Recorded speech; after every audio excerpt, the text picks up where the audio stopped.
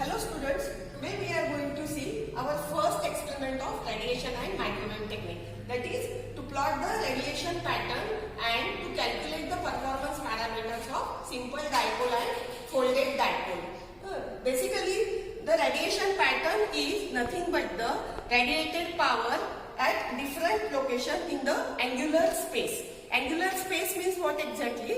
For example, suppose this is your z-axis, this is your y-axis and this is the x-axis. Then E field components are suppose in the z-axis, then always H field components are perpendicular to E field. Therefore, it will be in the y-axis and wave propagates in the x-axis. Therefore, when we are going to measure the radiated power, we have to consider the both azimuthal plane as well as elevation plane. Azimuthal plane means xy plane and elevation plane may be xz plane or zy plane.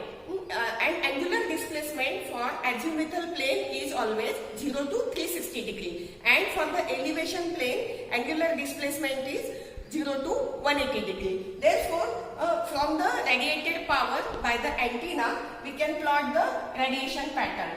Then this is always the main lobe, which is called as the main lobe.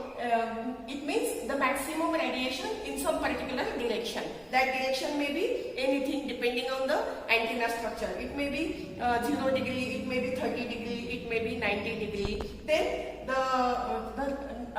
these two are called as the side lobe. The lobe which are adjacent to the main lobe are called as a side lobe. And then remaining there may be n number of lobes. This lobe which is exactly at the back side of the main lobe is called as the back lobe.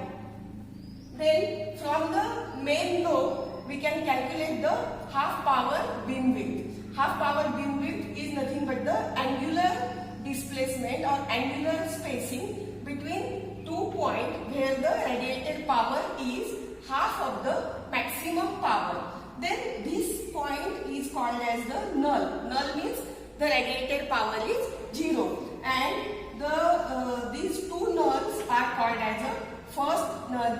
The spacing between these two null is nothing but the first null beam width. Then from this radiation pattern we can calculate the different performance parameters of the antenna. First parameter will be maximum bore side. Maximum bore side means the direction at which the maximum power is radiated by the antenna. Then just we have seen how to measure the half power beam width. Then from the radiation pattern we can calculate the gain of the antenna. Gain of the antenna is nothing but the maximum radiation intensity of test antenna. In our case, test antenna is either simple dipole or folded dipole. Maximum radiation intensity of test antenna divided by maximum radiation intensity of reference antenna. Generally, we consider the reference antenna is isotropic antenna because isotropic antenna is an ideal antenna which radiates equally in azimuthal plane as well as in the elevation plane. Therefore, generally reference antenna is always considered as an isotropic antenna. Then we can calculate the return loss using this equation, which is nothing but the minus 20 log of gamma, where gamma is nothing but the reflection coefficient. Then from this reflection coefficient we can measure VSWR. VSWR means voltage standing wave ratio. In our theory session already we have seen what is meant by standing wave. Standing wave is nothing but the combination of incident wave plus reflected wave. And generally standing waves are undesirable parameter. Therefore we can calculate the voltage standing wave ratio from the reflection coefficient. 1 plus gamma divided by 1 minus gamma is nothing but the VSWR. Then from VSWR we can measure impedance of the antenna, ZL. S is nothing but the VSWR. S equal to ZL divided by Z0, and this Z0 is a characteristic impedance of the cable, which is standard impedance 75 ohms. Then we can measure the front to back ratio also. Front to back ratio means the maximum radiated power in some direction divided by radiated power by the antenna exactly in the opposite direction. Then we'll see actual setup and actual performance parameter, how to calculate using this our test bench setup. Now we are going to see how to perform this experiment. First of all, I will tell you the different types of antennas. This is nothing but the simple dipole antenna. Then this antenna is called as a folded dipole antenna. Here you can clearly see this antenna is folded here, and because of this folded dipole antenna, the radiation impedance of the antenna is 4 times greater than this simple dipole antenna. Here the excitation signal is applied using this BNC connector to this antenna. Then there are some different types of antennas also. This is called as a microstrip antenna. In microstrip antenna, this is a microstrip patch, circular type microstrip patch, and this backside is called as a ground plane.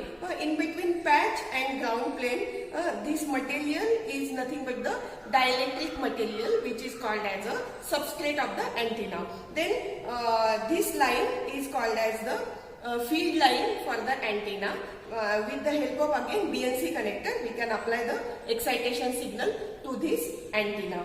Then there is one more different microstrip antenna, which is nothing but the rectangular microstrip antenna. Here you can observe this antenna is rectangular microstrip patch, and again backside is ground plane, and here the inside field excitation technique is used to apply the excitation signal.